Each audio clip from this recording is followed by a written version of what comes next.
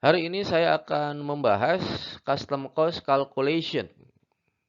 Secara definisi, custom cost calculation adalah perhitungan biaya-biaya berkaitan dengan kepabeanan pada saat dilakukannya pengeluaran barang dari pelabuhan. Sehingga pada saat importir melakukan impor barang, kemudian barang tiba di pelabuhan tujuan dan akan dikeluarkan dari pelabuhan, importir tidak cukup memenuhi kewajiban soal pelaporan, pembuatan PIB, dan lain-lain, tetapi juga harus melakukan pembayaran yang berkaitan dengan kewajiban bea dan pajak kepada negara tentunya. Dalam menghitung custom cost, lazim juga dikenal dengan istilah penghitungan bea masuk dan pajak dalam rangka impor. Tahap awal yang harus dilakukan oleh importir adalah menghitung harga dalam Incoterm CIF atau cost, insurance, dan freight.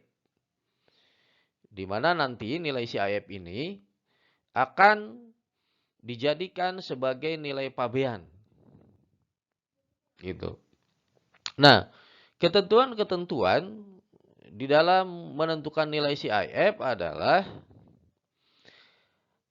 apabila barang-barang impor itu tidak diasuransikan, maka penghitungan asuransinya atau insurans dihitung berdasarkan persentase 0,5% dikali cost and freight.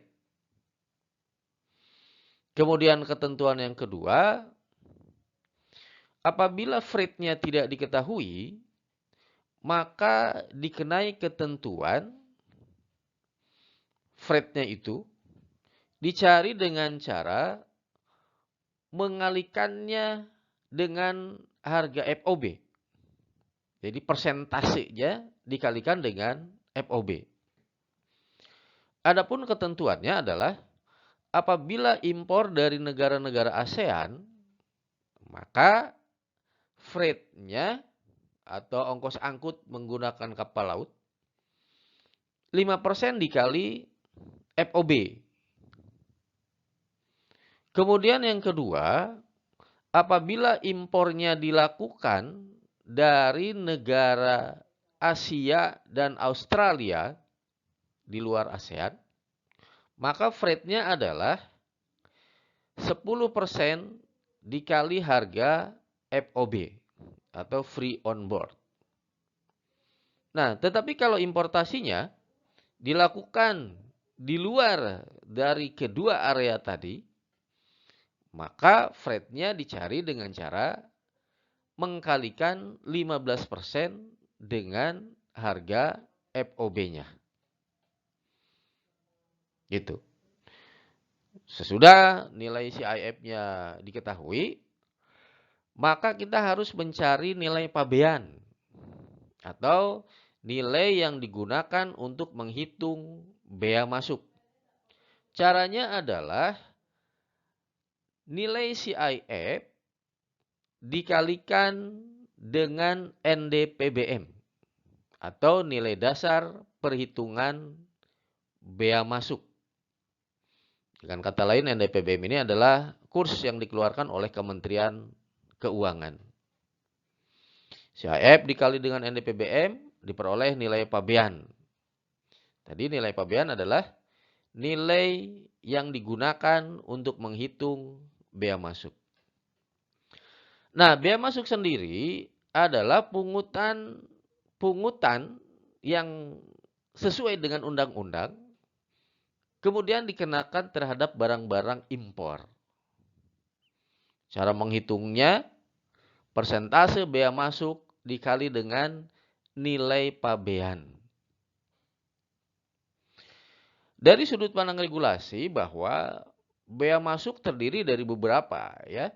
Yang pertama adalah most favored nation atau bea masuk yang berlaku secara umum.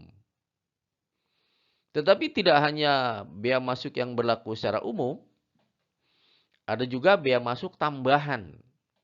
Artinya akan ditambahkan jika ada kondisi-kondisi tertentu. Bea masuk imbalan misalkan, ini bea masuk yang dikenakan terhadap barang-barang yang masuk ke Indonesia, tetapi barang itu disubsidi oleh pemerintah negara pengekspor. Kemudian ada bea masuk anti-dumping, dikenakan terhadap barang-barang yang terbukti menjalankan kebijakan dumping atau barangnya dijual di luar negeri lebih murah dibandingkan di negara eksportirnya. Kemudian yang ketiga, bea masuk tambahan ini ada namanya safeguard atau bea masuk tindakan pengaman. Jadi ini baru dikenakan kalau terjadi lonjakan terhadap barang-barang tertentu dalam impornya. Dan yang keempat dari bea masuk tambahan adalah bea masuk pembalasan. Jadi di dalam dunia perdagangan, dunia ekspor impor, balas pembalas hal yang normal ya. Artinya bea masuk pembalasan ini dikenakan apabila produk-produk Indonesia pada saat ekspor ke satu negara diperlakukan secara diskriminatif, secara berbeda dibandingkan negara-negara lain. Maka mekanisme pembalasan ini bisa dilakukan ya, kayak orang pacaran aja balas membalas. Nah, apabila bea masuknya sudah dihitung tadi ya, dengan mengalikannya terhadap nilai pabean, kemudian nilai pabean ini dijumlahkan. Hasilnya adalah nilai impor. Apabila nilai impor ini sudah diketahui, baru kita bisa mengkalkulasi pajak-pajaknya. PPN, pajak pertambahan nilai impor ya dalam kasus ini. 10% rata-ratanya ya secara umum, walaupun ada beberapa PPN yang berbeda terhadap barang-barang tertentu. Kemudian juga PPh pasal 22,